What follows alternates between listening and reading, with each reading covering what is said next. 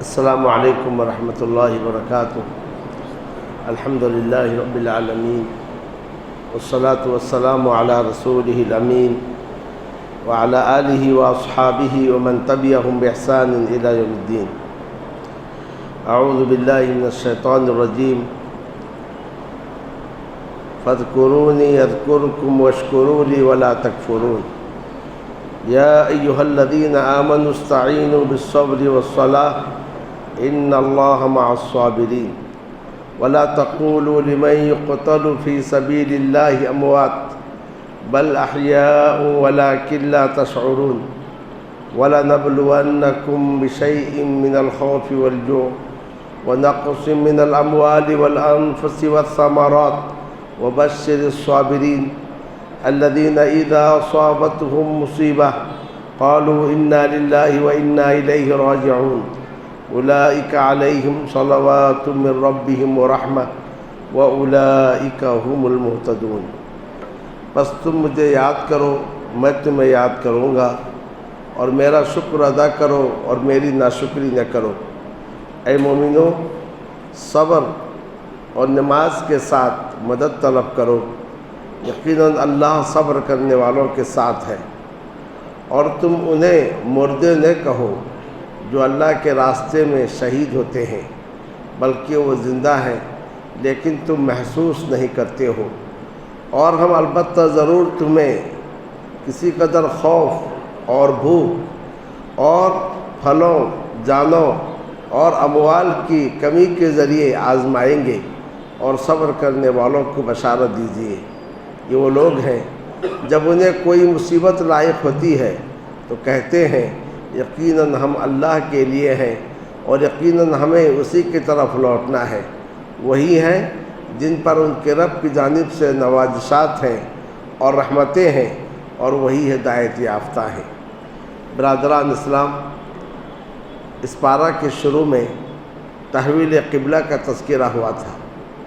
قبلہ جو بیت المقدس کی جانب تھا، رسول اللہ صلی اللہ علیہ وسلم کی خواہش اور مسلمانوں کی خواہش کو دیکھتے ہوئے اللہ عز و جل نے اس قبلے کو بیت المقدس سے کعبے کے جانب پھیر دیا۔ گویا اس میں ایک اشارہ تھا، آج تک ہم نے بنو اسرائیل کو ساری قوموں پر فضیلت دی تھی، اور آج ان سے یہ فضیلت چھین کر مسلمانوں کو دی جا رہی ہے۔ مسلمان اب افضل امم قرار دیے جا رہے ہیں، اور اسی کے ساتھ میں ان تمام سازشوں کا ذکر کیا گیا جو تحویل قبلے کے آڑ میں یہود اور منافقین مسلمانوں کے ساتھ کر رہے تھے، اور اس طریقے سے مدنی معاشرے میں ایک قسم کی طوفان بدتمیزی پیدا کیے تھے۔ اس سارے کے سارے تحویل قبلے سے متعلق تمام باتوں کا ذکر کرنے کے بعد اللہ عز و جل نے فرمایا، جیسا ہم نے تمہیں تحویل قبلے کا احسان کیا تم پر، اسی طریقے سے اس سے پہلے ہم نے رسول کو بھیج کر تم پر احسان کیا ہے۔ جیسا یہ رسول سارے رسولوں میں سب سے افضل رسول ہے، اسی طریقے سے یہ قبلہ سارے قبلوں میں سب سے افضل قبلہ ہے۔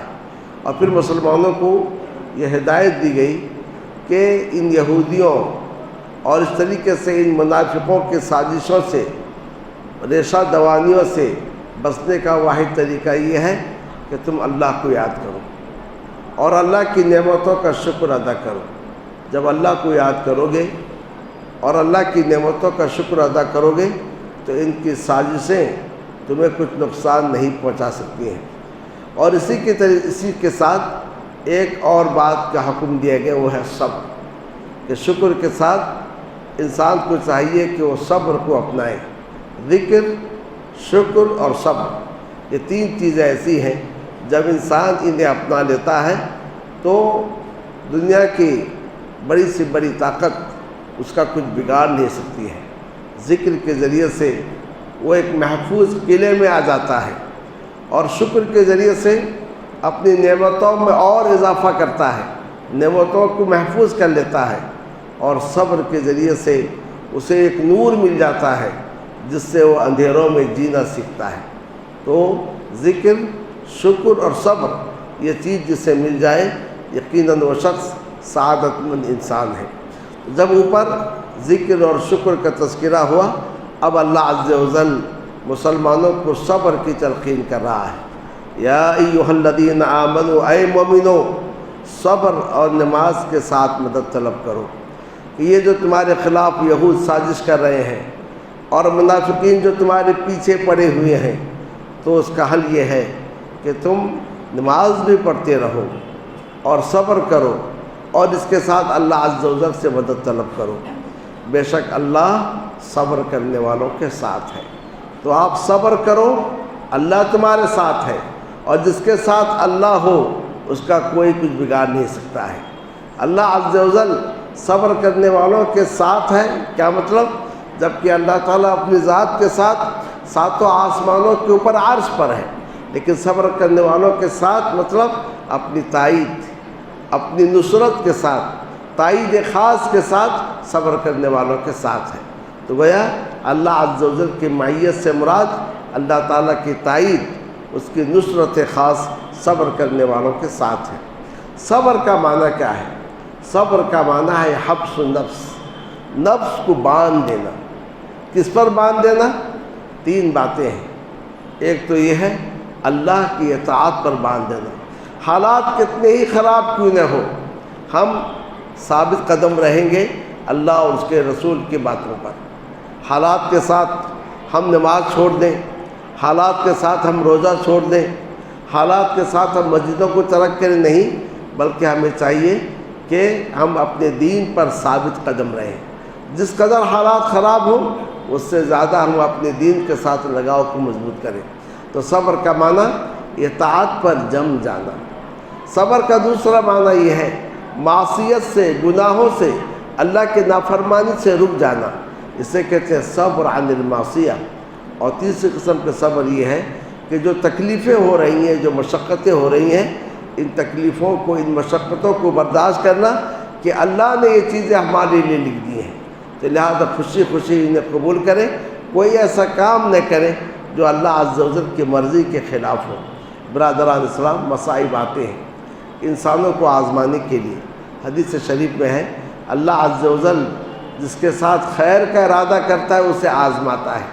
اب وہ دیکھتا ہے کہ میرے آزمائش پر وہ راضی ہے، ناراض۔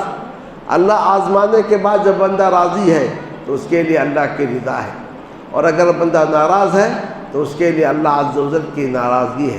تو وہ آزمائشوں کے ذریعے سے انسان کو آزمایا جاتا ہے۔ اسی لیے حدیث شریف میں ہے وَالصَّبْرُ ضِيَاءٌ، صبر روشنی ہے۔ انسان اگر صبر نہ کرے تو اپنے اعضاء پر قابو نہیں ہوتا ہے، کچھ نہ کچھ حرکت کر بیٹھتا ہے، کوئی نہ کوئی بات کہہ دیتا ہے، اور بعد میں تو صبر آ ہی جاتا ہے۔ اب اس کے بعد اسے افسوس ہوتا ہے میں نے ایسا کیوں کیا، میں نے ایسے کیوں کہا۔ تو لہٰذا اول وہلے میں جب چوٹ لگتی ہے تو انسان کو چاہیے صبر کرے۔ نبی اکرم صلی اللہ علیہ وسلم کا گزر ایک قبرستان سے ہوا۔ آپ نے دیکھا ایک عورت جو رو رہی ہے، اس کا لڑکا مر گیا تھا، اس کو دفنایا گیا تھا۔ آپ صلی اللہ علیہ وسلم اس کے پاس گئے، اس سے صبر کی تلقین کی۔ اس نے کہا الیک انی، ہٹ جاؤ، فإنک لم تصب مصیبتی، مجھے جو مصیبت لاحق ہوئی ہے وہ آپ کو مصیبت لاحق نہیں ہوئی ہے۔ نبی صلی اللہ علیہ وسلم نے دیکھا اب وہ اس لائق نہیں ہے کہ بات کو قبول کرے، آپ نے اسے چھوڑ دیا۔ بعد میں لوگوں نے کہا جو شخص تمہیں نصیحت کر رہا تھا وہ اللہ کا رسول تھا، اسے بڑی سبکی کا احساس ہوا کہ میں نے اللہ کے رسول کو کیا کہہ دیا۔ اب وہ آپ کے گھر آئی، وہ سمجھی کہ دربان ہوں گے اور دھکا دیں گے، اندر داخل ہونے نہیں دیں گے۔ دیکھا کہ اللہ کے رسول ہے، گھر میں کوئی دربان نہیں، کوئی چوکیدار نہیں۔ اب اس کے بعد نبی صلی اللہ علیہ وسلم سے ملاقات کی اور کہا اے اللہ کے نبی صلی اللہ علیہ وسلم اب میں صبر کرتی ہوں۔ نبی صلی اللہ علیہ وسلم فرمایا کہ نہیں، انما الصبر عند الصدمۃ الاولی، صبر کہتے ہیں جب پہلی بار چوٹ لگے، اس چوٹ کے ساتھ جو صبر کرنا ہے اسی کو صبر کرتے ہیں۔ زخم جو انسان کو لگتا ہے 2 روز 3 روز بعد زخم بھر جاتا ہے، لیکن جس وقت چوٹ لگتی ہے اس وقت انسان کو چاہیے کہ صبر کرے، اللہ کے فیصلے پر راضی ہو جائے۔ نبی اکرم صلی اللہ علیہ وسلم کے لڑکے ابراہیم کی وفات ہوئی، ایسے موقع پر آپ صلی اللہ علیہ وسلم کے آنکھوں سے آنسو روا تھے۔ لوگوں نے کہا آپ اللہ کے رسول ہیں، آپ رو رہے ہیں، آپ نے کہا العین تدمع، ایسے موقع پر آنکھوں سے آنسو روا ہوتے ہیں، اس لیے آنسو بہہ رہے ہیں۔ والقلب یحزن، دل غمزدہ ہوتا ہے، اس لیے دل غمگین ہے، لیکن ہم اپنی زبان سے وہی کہیں گے جو ہمارے رب کو راضی کر دے۔ تو ہر انسان کے ساتھ مصائب اور آلام ہے، مصائب آلام کی جب چوٹ لگتی ہے اس موقع پر انسان کو چاہیے کہ اللہ تعالیٰ کے فیصلے پر راضی ہو جائے۔ اس موقع پر آپ صبر کر لیں گے تو آپ کو بہت ساری اچھائیاں مل جائیں گی۔ وما اوتی احد عطاء خیرا واوسع من الصبر، کسی کو صبر سے بڑھ کر بہترین اور کشادہ عطیہ نہیں دیا گیا ہے۔ تو وہ اللہ عز و جل نے فرمایا کہ تم صبر کرو اور ایسے موقع پر نماز پڑھتے رہو، اللہ عز و جل صبر کرنے والوں کے ساتھ ہے۔ اب اس کے بعد یہ کہا گیا کہ جو لوگ جہاد میں شہید ہو جاتے ہیں تم انہیں مردے نہ کہو، شہداء کو مردے مت کہو، یہ ان کی توحید ہے، یہ زندہ ہے، لیکن ان کی جو زندگی ہے اس کا تمہیں پتہ نہیں ہے۔ وہ زندہ ہے اپنے رب کے پاس، اور ان کی جو زندگی ہے وہ زندگی کا تمہیں کوئی احساس نہیں ہے، تم اسے سمجھ نہیں سکتے۔ اب سوال یہ ہے وہ کون سی زندگی ہے؟ کیا ان کی دنیاوی زندگی ہے؟ نہیں، اگر ان کی دنیاوی زندگی ہوتی تو ان کی بیوی بیوہ نہیں ہوتی، ان کے مال کو تقسیم نہیں کیا جاتا، تو دنیاوی زندگی جو ہے وہ ختم ہو گئی۔ ایک اور زندگی ہے، اور وہ زندگی یہ برزخی زندگی ہے۔ اور جو بھی انسان دنیا سے جاتا ہے اس کے لیے برزخی زندگی ہوتی ہے آخرت سے پہلے، مگر برزخی زندگی میں اعلیٰ معیار کی زندگی شہداء کو دی جاتی ہے۔ تو لہذا تم انہیں مردہ نہ کہو، اور تم انہیں جو اللہ کے راستے میں شہید ہوتے ہیں مردار مت کہو، بلکہ وہ زندہ ہے لیکن تم سمجھ نہیں سکتے۔ وہ ایک برزخی زندگی ہے جس کو تم سمجھ نہیں سکتے۔ اور اس کے ساتھ میں کہا گیا کہ جب صبر کا ذکر آیا تو اس راہ میں شہداء کا ذکر آیا، کیونکہ میدان جنگ میں صبر کرتے ہیں اور صبر کرتے ہوئے لڑتے ہیں۔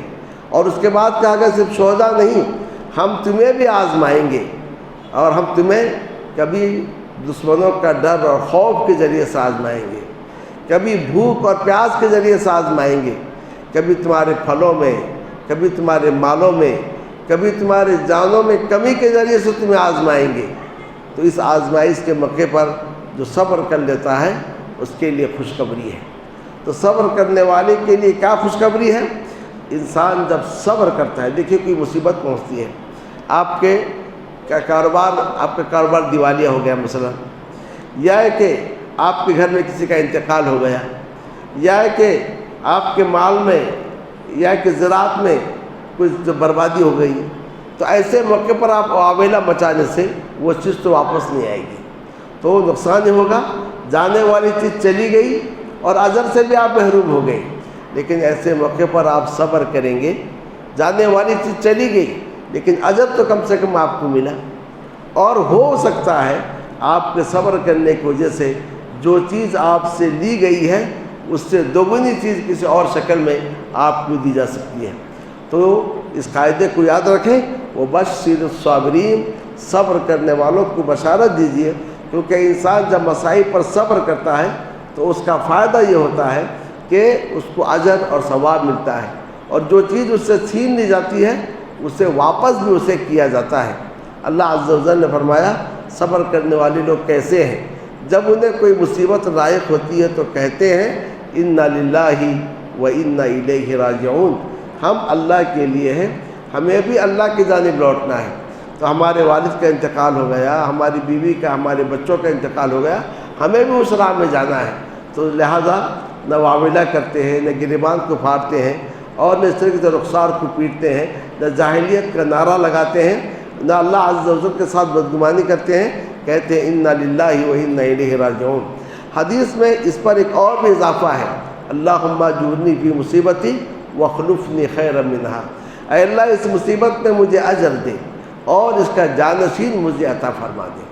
اللہ عز و جل نے فرمایا کہ جو صبر کرتے ہیں اور مصیبت کے موقع پر انا للہ پڑھتے ہیں، اولئک علیہم صلوات من ربہم، یہ وہ ہیں جن پر ان کے رب کی جانب سے نوازشیں ہیں اور رحمتیں ہیں، اور وہی ہدایت یافتہ لوگ ہیں۔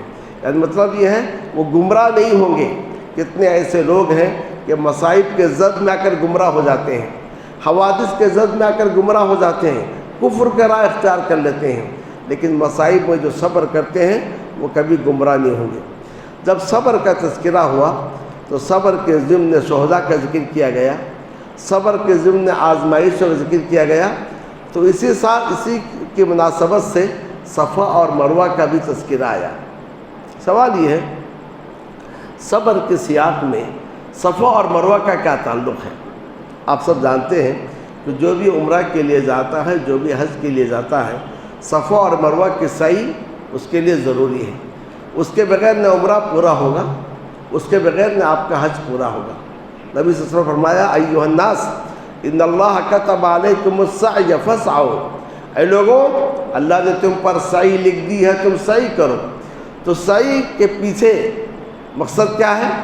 سعی کے پیچھے مقصد یہ ہے کہ صبر کا ایک اعلیٰ مثال ہے، وہ یہ ہے کہ جب ابراہیم علیہ السلام اپنی بیوی ہاجر اور اپنے بیٹے اسماعیل جو شیر خوار تھے، دودھ پی رہے تھے، چھوڑ کے جا رہے تھے، مکے میں کوئی اور انسان نہیں تھا، تو ماں ہاجر بار بار پوچھ رہی تھی آپ ہمیں کہاں چھوڑ کے جا رہے ہو؟ آخر میں انہوں نے کہا الی من تکلون، کہا آپ ہمیں کس کے حوالے کر کے جا رہے ہو؟ کہا اللہ کے حکم سے چھوڑ کے جا رہا ہوں۔ تو ماں ہاجر کی زبان سے بات نکلی جب اللہ کے حکم سے چھوڑ کے جا رہے ہو اذن لا یضیعنا، تب تو اللہ ہمیں ضائع نہیں کرے گا۔ اس کے بعد ہوا یہ توشہ ختم ہو گیا، پانی ختم ہو گیا، اور اس طریقے سے بچہ پیاس سے بلبلانے لگا، تو ماں کی ممتا جوش میں آئی، تو پانی کی تلاش میں سے کبھی صفا کی پہاڑی پہ چڑھتی، دیکھتی دور کہیں پانی نظر نہیں آتا، تو پھر سوچتی کہ مروہ پہ جا کر دیکھو شاید کوئی پرندہ نظر آ جائے جس سے معلوم ہو کہ وہاں کہیں پانی ہے۔ تو صفا سے جب مروہ جاتی تو بیچ میں وادی ہے، تو وادی میں دوڑ لگاتی تاکہ جلد سے مروہ میں جائے۔ اس طریقے سے صفا کو مروہ گئے، پھر مروہ سے صفا آئے، 7 مرتبہ ایسے چکر لگائے، اچانک آواز آئی، انہوں نے سمجھا کہ میرے بچے کو کوئی نقصان تو نہیں پہنچا ہے۔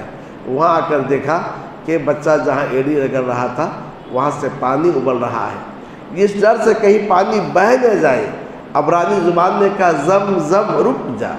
تو اس موقع پر جبرائیل علیہ السلام نے کہا دیکھو تم ضائع ہونے سے مت ڈرو۔ ماں ہاجر کے الفاظ کو ماں ہاجر کی جانب لوٹایا۔ ماں ہاجر نے کہا تھا اللہ ہمیں ضائع نہیں کرے گا، جبرائیل نے کہا تم یہ مت ڈرو اللہ تمہیں ضائع کرے گا، یہاں پر ایک گھر ہے جسے یہ لڑکا اور اس کے باپ دونوں مل کر بنائیں گے، یعنی کعبۃ اللہ کی دونوں مل کر تعمیر کریں گے، مطلب یہ بچہ ضائع نہیں ہوگا، ہلاک نہیں ہوگا، یہ بڑا ہوگا اور اپنے باپ کے ساتھ مل کر یہاں اللہ کے گھر کی تعمیر کرے گا۔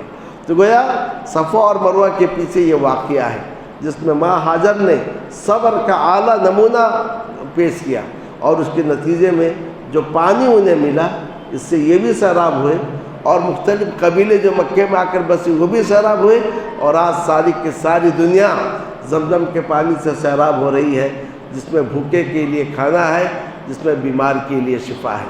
تو گویا صبر کا ایک اعلیٰ مثال، ایک نمونہ اس میں بیان کیا گیا۔ اللہ عز و جل نے فرمایا صفا اور مروہ اللہ تعالیٰ کے شعائر میں سے ہیں، نشانیوں میں سے ہیں۔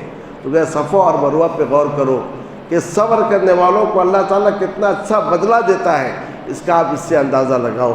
لیکن سنو، جو بیت اللہ کا حج کرے یا عمرہ کرے فلا جناح علیہ ان یطوف بہما، اس پر کوئی گناہ نہیں ہے یہ کہ وہ ان دونوں کا طواف کرے۔ ومن تطوع خیرا، جس نے خوشی سے خیر کا کوئی کام کیا، اللہ قدردان ہے اور خوب جاننے والا ہے نیت کو۔ تو گویا اس میں کہا گیا صفا اور مروہ اللہ کی نشانیوں میں سے ہے، تو لہذا تم ان دونوں کے درمیان سعی کرو۔ اور خاص طور سے کہا گیا صفا کی پہاڑی پر بھی دعا قبول ہوتی ہے، مروہ کی پہاڑی پر بھی دعا قبول ہوتی ہے، دونوں پہاڑی پر کھڑے ہو کر سعی کے وقت میں دعا کرو۔ یہاں سوال یہ ہے یہ کیوں کہا گیا ان دونوں پر طواف کرنے میں کوئی گناہ نہیں ہے؟ اس کے پیچھے واقعہ یہ ہے کہ صفا پر ایک بت تھا جس کا نام تھا عیساف، اور مروہ پر ایک بت تھا جس کا نام تھا نائلہ۔ جاہلیت میں جب لوگ صحیح کرتے تھے تو ان کو اس کے پیچھے کیا واقعہ نہیں معلوم تھا۔ اسحاق کو چھو کر مروہ جاتے، نائلہ کو چھو کر پھر صفا آتے تھے، تو وہ سمجھتے تھے دونوں بتوں کی وجہ سے صحیح ہے۔ لیکن جب لوگ مسلمان ہوئے تو انہوں نے سمجھا کہ اب ہمیں صفا مروہ کی صحیح نہیں کرنی ہے، کیونکہ یہاں پر 2 بت رکھے گئے تھے، تو یہ کہا گیا صفا مروہ کے پیچھے بتوں کا کوئی تصور نہیں ہے، وہ تو بت تم رکھے تھے۔ آخر حقیقت میں صفا اور مروہ کے پیچھے جو مسئلہ ہے وہ ماں ہاجر کا واقعہ ہے۔ اور انصار بھی جب وہ مدینے سے آتے تھے، یعنی اوس و خزرج جب وہ مدینے سے آتے تھے عمرہ کرنے کے لیے، تو وہ وادی مشلل میں ایک بت تھا منات، تو اس کا تلبیہ پڑھتے ہوئے آتے تھے، وہ بھی صفا اور مروہ میں سعی کرنے کے گناہ سمجھتے تھے۔ تو دونوں فریق سے کہا گیا جب تم حج اور عمرہ کرو صفا اور مروہ کی سعی کرو۔ صفا اور مروہ کا تعلق ان بتوں سے نہیں ہے، بلکہ اس کا تعلق صبر کے اعلیٰ نمونے سے ہے، تو صفا اور مروہ میں سعی کرو، تمہیں صبر کا درس ملے گا۔ اب اس واقعے کو بیان کرنے کے بعد تحویل قبلہ کے ضمن میں ذکر اور شکر اور صبر کا حکم دیا گیا۔ پھر تحویل قبلے کے جانب رخ کو موڑا جا رہا ہے کہ جو یہود تحویل قبلے کے حکم کو چھپا رہے ہیں، کیونکہ تورات میں لکھا ہوا ہے کہ جو آخری امت آئے گی تو اس امت کے لیے قبلہ مکہ کعبۃ اللہ ہوگا۔ اب یہ لوگ جو اس کو چھپا رہے ہیں اور ان کی کتابوں میں نبی صلی اللہ علیہ وسلم کی جو بشارت ہے اس کو چھپا رہے ہیں، تو یہ جو لوگ چھپاتے ہیں ان کے لیے لعنت ہے۔ ان الذین یکتمون ما انزلنا من البینات والہدی، بے شک وہ لوگ جو چھپاتے ہیں ان نشانیوں اور ہدایت کو جسے ہم نے نازل کیا بعد اس کے کہ ہم نے اسے لوگوں کے لیے بیان کیا کتاب میں، ان لوگوں کے لیے یہ وہ لوگ ہیں جن پر اللہ لعنت کرتا ہے اور لعنت کرنے والے لعنت کرتے ہیں۔ تو گویا اللہ کے حکم کو چھپانا یہ لعنت کا موجب ہے۔ یہود سے کہا گیا تمہاری کتابوں میں تذکرہ ہے تحویل قبلے کا، تمہاری کتابوں میں تذکرہ ہے محمد صلی اللہ علیہ وسلم کے رسول ہونے کا، تم جو ان باتوں کو چھپاتے ہو اس سے تم لعنت کے مستحق ہو۔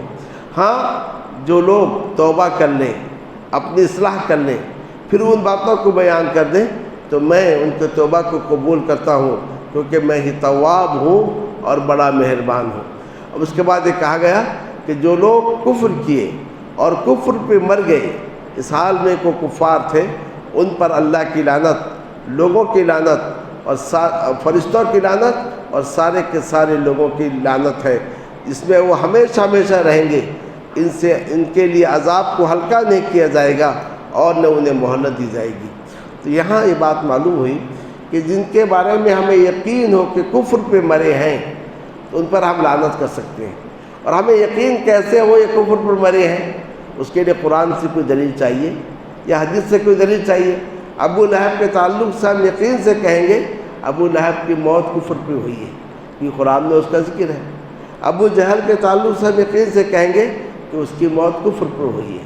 تو گویا جن کے تعلق سے یقین ہے کہ اس کی موت کفر پر ہوئی ہے ان پر ہم لعنت بھیج سکتے ہیں، لیکن جن کے تعلق سے ہمیں نہیں معلوم ہے تو ہم ان پر لعنت بھیج نہیں سکتے، کیونکہ پتہ نہیں آخری وقت میں وہ توبہ کر لیے ہوں۔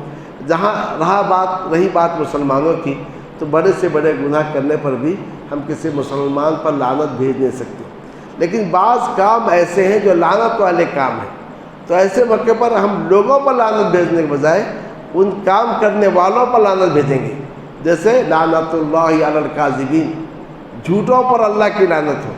ہم فلاں فلاں پر نہیں کہیں گے، ہم کہیں گے جو جھوٹ بولتے ہیں، جھوٹ بولنے والوں پر اللہ تعالیٰ کی لعنت ہو۔ اب تحویل قبلہ اور اس سے متعلق ساری باتیں کرنے کے بعد اب اللہ عز و جل دوبارہ یہود کو اور مسلمانوں کو، منافقین کو سب سے کہہ رہا ہے وَإِلَٰهُكُمْ إِلَٰهٌ وَاحِدٌ لَا إِلَٰهَ إِلَّا هُوَ الرَّحْمَٰنُ الرَّحِيمُ، تمہارا معبود ایک ہی معبود ہے، اس کے سوا کوئی سچا معبود نہیں، بڑا مہربان نہایت رحم کرنے والا ہے۔ تو گویا تم سب کا معبود ایک ہی معبود ہے، جب تم سب کا معبود ایک ہی معبود ہے پھر آپس میں اختلاف کیوں کرتے ہو؟ اور اس طریقے سے فرقوں میں، ٹولیوں میں بٹنے کے بجائے وہ اس کے اطاعت کرو اور اس کے احکام کو مانو۔ جب یہ آیت نازل ہوئی تو کفار مکہ نے کہا کہ یہ نبی عجیب نبی ہے جو یہ کہہ رہا ہے کہ معبود ایک ہی ہے، کیا ہم اپنے سارے معبودوں کو چھوڑ کر ایک کو معبود اپنا لیں گے؟ ہمارے پاس تو بہت سارے معبود ہیں، لات بھی معبود ہے، عزا بھی معبود ہے، منات بھی معبود ہے، حبل بھی معبود ہے، یہ سارے کے سارے معبود ہیں، کہ ان ساروں کو چھوڑ کر ہم ایک کو معبود بنا لیں گے؟ تو اس کے جواب میں اللہ عز و جل اپنی تخلیق اور اپنی قدرت کے نمونوں کو پیش کر رہا ہے کہ تم ان ساری کی ساری باتوں کو مانتے ہو، جب ان ساری کی ساری باتوں کو مانتے ہو تو بتاؤ یہ کام کس نے کیا ہے؟ اللہ ہی نے تو کیا ہے۔ تو جو یہ کام کرے گا، جس نے یہ کام کیا، وہی اس لائق ہے کہ اس کی عبادت کی جائے۔ اس آیت میں اللہ تعالیٰ نے فرمایا ان فی خلق السماوات والارض، بے شک آسمان و زمین کی تخلیق میں، واختلاف اللیل والنہار، رات اور دن کے آنے اور جانے میں، والفلک التی تجری فی البحر بما ینفع الناس، اور ان کشتیوں میں جو سمندر میں دوڑتی ہیں ان چیزوں کو لے کر جو لوگوں کو نفع دے، وما انزل اللہ من السماء من ماء فاحیا به الارض بعد موتها وبث فیہا من کل دابہ، اور جس بارش کو اللہ نے آسمان سے نازل کیا اس کے ذریعے سے زمین کو اس کے موت کے بعد زندہ کیا، یعنی اس کے خشکی کے بعد زندہ کیا، اور اس میں ہر قسم کے جانور کو پھیلا دیا، وہ تصریف الریاح، اور ہواؤں کے ایر پھیر میں، والسحاب المسخر بین السماء والارض، اور اس بادل میں جو آسمان اور زمین کے درمیان رکا ہوا ہے، لآیات لقوم یعقلون، عقل والوں کے لیے بڑی نشانیاں ہیں۔ اس میں اللہ عز و جل نے اپنے 7 نشانیاں بیان کی کہ ان نشانیوں پر غور کرو، یہ کس کی کارسازی ہے، کس کی کارگری ہے، کس کی تخلیق ہے؟ جب تم اس کو مانتے ہو یہ سب اللہ عز و جل کی تخلیق ہے، تو پھر دوسرے کی کیوں عبادت کرتے ہو؟ آسمان کے وسعت کو دیکھو، بغیر ستون کے آسمان کیسے کھڑا ہوا ہے، زمین کے وسعت کو دیکھو کیسے ہم نے زمین کو پھیلا دیا ہے، پھر زمین میں یہاں ایک خزانہ ہے، دوسری جگہ دوسرا خزانہ ہے، اور زمین میں ہم مختلف قسم کی چیزیں رکھ دی ہیں۔ رات اور دن کا آنے جانے کو دیکھو، کبھی رات لمبی دن مختصر، کبھی دن چھوٹا اور رات لمبی، کبھی دونوں کو برابر کرتے ہیں، اس پہ بھی غور کرو۔ اور دیکھو ہم پانی میں کیسے کشتیوں کو دوڑا دیتے ہیں جو تمہارے فائدے کی چیز کو لے کر دوڑتے ہیں، اور ہم نے جو بارش نازل کیا ہے اس سے بنجر زمین لہلہانے لگتی ہے، اور اس کی وجہ سے ہم ہر قسم کے جانور بھی تمہارے لیے پیدا کیے ہیں، ہوائیں جو چلتی ہیں، اور جو بادل آسمان و زمین کے درمیان میں ہیں، ان میں غور کرو تو تم سمجھ جاؤ گے معبود ایک ہے، معبود ایک سے زیادہ نہیں ہے، کیونکہ ان کو پیدا کرنے والا ایک ہی ہے، نہ تمہارے لات، نہ تمہارا عزا، نہ تمہارا حبل، کسی نے اس کو پیدا نہیں کیا ہے۔ جب اللہ عز و جل نے اپنی وحدانیت کو اپنی تخلیق کے ذریعے ثابت کیا، یعنی اپنی ربوبیت کے ذریعے سے اللہ عز و جل نے اپنی الوہیت کو ثابت کیا، اپنے افعال کے ذریعے سے اللہ تعالیٰ نے اس بات کو ثابت کیا وہی اکیلا عبادت کے مستحق ہے۔ تو عبادت کی اقسام میں سے ایک قسم کا ذکر کیا جا رہا ہے، وہ ہے محبت۔ تو کہا یہ جا رہا ہے مشرکین سے، جب تم اس بات کو مانتے ہو اللہ کے افعال میں کوئی اس کے ساتھ شریک نہیں ہے، تو پھر اپنے جو دلی لگاؤ ہے جسے انتہا درجے کی محبت کہتے ہیں، اس میں اللہ کے ساتھ دوسرے کو کیوں شریک کرتے ہو؟ تو ہونا چاہیے انتہا درجے کی جو محبت ہے وہ صرف کس سے ہو؟ اللہ عز و جل سے ہو، کسی اور سے نہ ہو۔ وَمِنَ النَّاسِ مَن يَتَّخِذُ مِن دُونِ اللَّهِ أَندَادًا، بعض لوگ ایسے ہیں جو اللہ کو چھوڑ کر چند شریک بنا لیے ہیں، يُحِبُّونَهُمْ كَحُبِّ اللَّهِ، ان سے ایسا محبت کرتے ہیں جیسا کہ اللہ سے محبت کرنی چاہیے۔ وَالَّذِينَ آمَنُوا أَشَدُّ حُبًّا لِلَّهِ، لیکن جو ایمان لائے وہ اللہ تعالیٰ سے زیادہ محبت کرنے والے ہیں۔ وَلَوْ يَرَى الَّذِينَ ظَلَمُوا إِذْ يَرَوْنَ الْعَذَابَ أَنَّ الْقُوَّةَ لِلَّهِ جَمِيعًا، اور جب ظالم دیکھ لیں گے، جب وہ عذاب کو دیکھیں گے کہ ساری کی ساری قوت اللہ کے لیے ہے، وَأَنَّ اللَّهَ شَدِيدُ الْعَذَابِ، اور بے شک اللہ سخت عذاب دینے والا ہے۔ آج جو اللہ کے ساتھ شرک کرتے ہیں، کل جب قیامت کے روز جہنم کو دیکھ لیں گے تب سمجھیں گے کہ اللہ عز و جل سخت عذاب دینے والا ہے، ساری کی ساری قوت اللہ کے لیے ہے۔ اس روز ہوگا یہ کہ یہ لوگ جن کی اتباع کرتے ہیں، یہ متبوع اپنے متبعین سے برات کا اظہار کریں گے، کیونکہ اللہ کے ساتھ جنہیں شریک ٹھہراتے ہیں، جنہیں اپنا معبود سمجھتے ہیں، کل وہ خود ان سے برات کا اظہار کریں گے، ہمارے ان سے کوئی تعلق نہیں ہے۔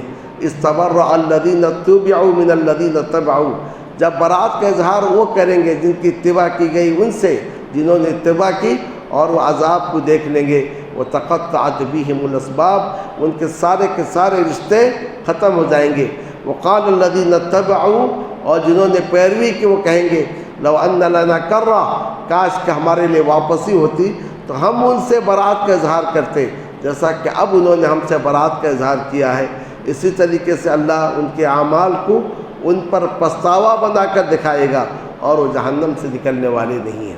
تو گویا ان آیات میں اللہ عز و جل نے اپنی ربوبیت کا تذکرہ کیا ہے جسے مشرکین بھی مانتے تھے اور جس کا اقرار ہر دور میں ہر انسان نے کیا ہے. کسی نے دعویٰ نہیں کیا اس نے آسمان کو پیدا کیا، کسی نے دعویٰ نہیں کیا کہ اس نے زمین کو پیدا کیا. کوئی یہ دعویٰ نہیں کرتا کہ وہ رات اور دن کو پھیرتا ہے، یہ دعویٰ صرف اللہ تعالیٰ نے کیا ہے. تو جب اللہ عز و جل ان سارے افعال میں اکیلا ہے، یکتا ہے، اس کو تم مانتے ہو، پھر عبادت بھی اسی کی کرو. اور عبادت کے اقسام میں سے ایک قسم یہ ہے انتہا درجے کی محبت، یہ صرف اللہ تعالیٰ کے لیے ہونی چاہیے، اس میں کسی اور کو شریک نہیں کرنی چاہیے. اور پھر اسی محبت کا تقاضا یہ ہے ہم رسول سے محبت کریں، آپ نیک لوگوں سے محبت کریں، اللہ کے لیے محبت کریں اور اللہ کے لیے بغض رکھیں. تو کہ عبادت کے اقسام میں سے یہ قسم ہے محبت، اس کا اس کے اندر ذکر کیا گیا اور کہا گیا کہ جو ایمان لاتے ہیں وہ اللہ سے ٹوٹ کر محبت کرتے ہیں. مطلب کوئی ایسا مسئلہ آ جائے، ایک طرف خاندان ہے، ایک طرف اللہ کا حکم ہے، ایک طرف آپ کے بیٹے ہیں، بیٹوں کا مسئلہ، ایک طرف اللہ کا حکم ہے، ایک طرف آپ کی بیوی کے ناراضگی کا مسئلہ ہے، ایک طرف اللہ کا حکم ہے. ایسے موقع پر انسان ساری چیزوں کو ٹھکرا دیتا ہے اور اللہ عز و جل کے حکم کو اپنا لیتا ہے. تو اللہ تعالیٰ کی محبت کو ہر محبت پر مقدم رکھتا ہے. تو وہ اس طریقے سے توحید ربوبیت کے ذریعے سے توحید الوہیت کو اس آیت میں ثابت کیا گیا ہے. تو الہکم الہ واحد لا الہ الا هو الرحمن الرحیم توحید الوہیت ہے. اور رحمن الرحیم میں توحید الاسماء و صفات ہے. ان فی خلق السماوات والارض کے اندر توحید ربوبیت ہے. جیسے اللہ عز و جل اپنے افعال میں اکیلا ہے، کوئی اس کا شریک نہیں ہے، اپنے صفات میں اکیلا ہے، ویسی صفات کسی کی نہیں ہے. اسی طریقے سے اس کے جو حقوق ہیں یعنی عبادات، اس میں بھی وہ اکیلا ہے. تو عبادات میں اس کے ساتھ کسی اور کو شریک نہیں کرنی چاہیے. اب آگے اس ضمن میں مزید احکام آ رہے ہیں، انشاءاللہ کل کے درس میں ہم پڑھیں گے. اللہ رب العالمین سے میری دعا ہے کہ اللہ عز و جل ہمیں فہم قرآن کی توفیق عطا فرمائے اور اس قرآن سے ہمارے رشتے کو، ہمارے تعلق کو مضبوط سے مضبوط تر کرے. اور اللہ عز و جل اس کتاب مجید کو ہمارے لیے روز محشر شفاعت کا ذریعہ بنائے. وصلی اللہ تعالی علی النبی الکریم وعلی آلہ وصحبہ اجمعین.